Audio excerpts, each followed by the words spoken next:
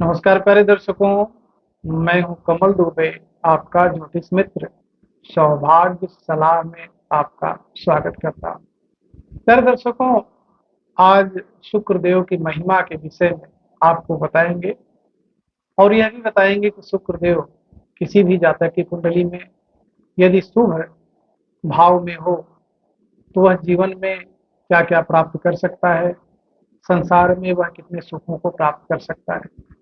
यह हम सभी लोग जानते हैं कि शुक्रदेव इस संसार के सभी ऐश्वर्य हैं, सभी सुख हैं और सभी भोग हैं। 12 राशियों में शुक्रदेव को 2 राशियों का स्वामित्व प्राप्त है। पहली उनकी राशि है वृषभ और दूसरी उनकी राशि है तुला। मीन राशि में शुक्रदेव 27 अंश तक उच्च के रहते हैं।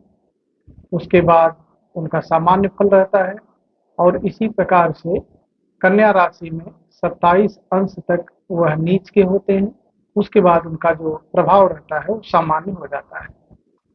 शुक्रदेव से संपत्ति, वाहन, वस्त्र, आभूषण, शौक की चीजें, खजाना, धन, आमोद प्रमोद, नृत्य गान, संगीत, स्त्री पुरुष, सुगंध, फूलों का शौक, काम व्यापार, बिस्तर का सुख, सेज का सुख, मकान का सुख, काव्य सुख, अनेक स्त्रियों से संबंध का सुख, विलासितापूर्ण जीवन, सलाहकारी, सचिव बनना, प्रभावशाली वाणी, विवाह का कार्य, उत्सव आदि का विचार हम सभी लोग शुक्रदेव से करते हैं। किसी भी जातक की कुंडली में शुक्रदेव पहले भाव से लेकर के 12वें भाव तक में अलग अलग विराजमान होते हैं तो उसे क्या फल देंगे, इसकी चर्चा कर लेते हैं। यदि शुक्रदेव किसी भी जातक की कुंडली में प्रथम भाव या लग्न में विराजमान होते हैं तो वह व्यक्ति सुंदर होता है। उसके नेत्रों के आकर्षण से उसका व्यक्तित्व निखर जाता है और साथ में वह सुखी भी होता है और दीर्घायु भी होता है।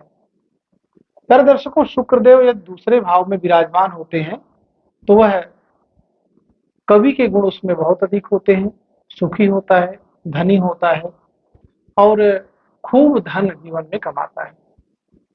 शुक्रदेव तीसरे भाव में विराजमान होते हैं तो स्त्री सुख, संपत्ति से रहित, कंजूस और अप्रिय हो जाता है। शुक्रदेव चौथे भाव में विराजमान होते हैं तो अच्छे वाहनों से युक्त होता है। ऐसा व्यक्ति भवन, आभूषण, वस्त्र इत्यादि का सुख उसके जीवन में खूब रहता है। शुक्रदेव यदि किसी भी जातक की कुंडली में 5वें भाव में विराजमान होते हैं तो अखंड लक्ष्मीवान होता है। राजा जैसी उसकी सोच होती है, राजा के समान वह जीवन जीता है, सद्बुद्धि वाला होता है और पुत्रवान होता है। प्यारे दर्शकों, शुक्रदेव छठे भाव में विराजमान हो तो शुक्रदेव ऐसे जातक को शत्रु रहित, धन रहित, स्त्री के कारण बदनाम रहने वाला, बेहाल रहने वाला व्यक्ति होता है।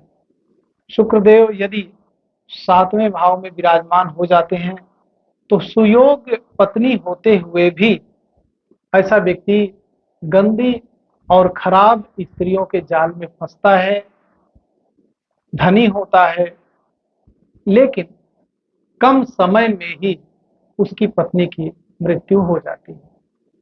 प्यारे दर्शकों, शुक्रदेव यदि 8वें भाव में किसी भी जातक की कुंडली में विराजमान होते हैं तो ऐसा व्यक्ति दीर्घायु होता है, पृथ्वीवान होता है, उसके पास जमीन जायदाद खूब होता है और वह धनी होता है।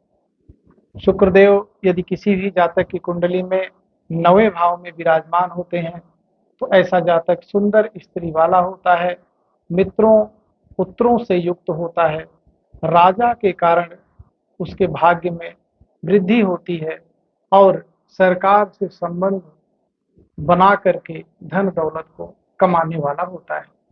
शुक्रदेव यदि किसी जातक की कुंडली में 10वें भाव में विराजमान होते हैं, ऐसा व्यक्ति यशस्वी होता है, बहुत सारे मित्रों वाला होता है आरामदायक रोजगार को करने वाला होता है, स्वामित्व युक्त होता है, अधिकारी होता है और इसका सम्मान क्षेत्र में, समाज में खूब रहता है।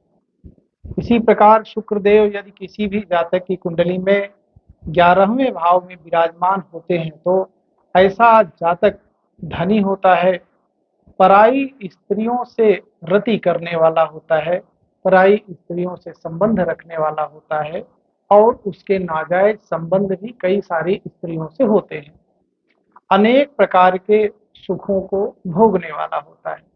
शुक्रदेव या किसी जातक की कुंडली में 12वें भाव में विराजमान होते हैं, स्त्री धन शोभा का सुख उसे उत्तम होता है, जीवन में खूब धन कमाता भी है, खूब धन खर्च करता भी है, उसको हर प्रकार के सुखों का आनंद प्राप्त होता है। प्यारे दर्शकों, इस प्रकार से शुक्रदेव की महिमा किसी भी जातक की कुंडली में पहले भाव से लेकर के 12वें भाव तक में क्या क्या रहने वाली है, इसकी चर्चा हमने आपसे की। अब यह निर्भर करता है कि शुक्रदेव के ऊपर कितने कारक, कितने मारक, कितने सम, कितने शत्रु और कितने मित्र ग्रहों की दृष्टि पड़ती है। इस प्रकार से शुक्रदेव के फलादेश में थोड़ा बहुत अंतर आ सकता है, लेकिन जो शुक्रदेव का मूल स्वभाव है वह जातक की कुंडली में अवश्य रहेगा। फिर एक महत्वपूर्ण विषय पे आप सभी लोगों से चर्चा करेंगे। आप सभी हमसे जुड़े, आप सभी का बहुत बहुत आभार, बहुत बहुत धन्यवाद।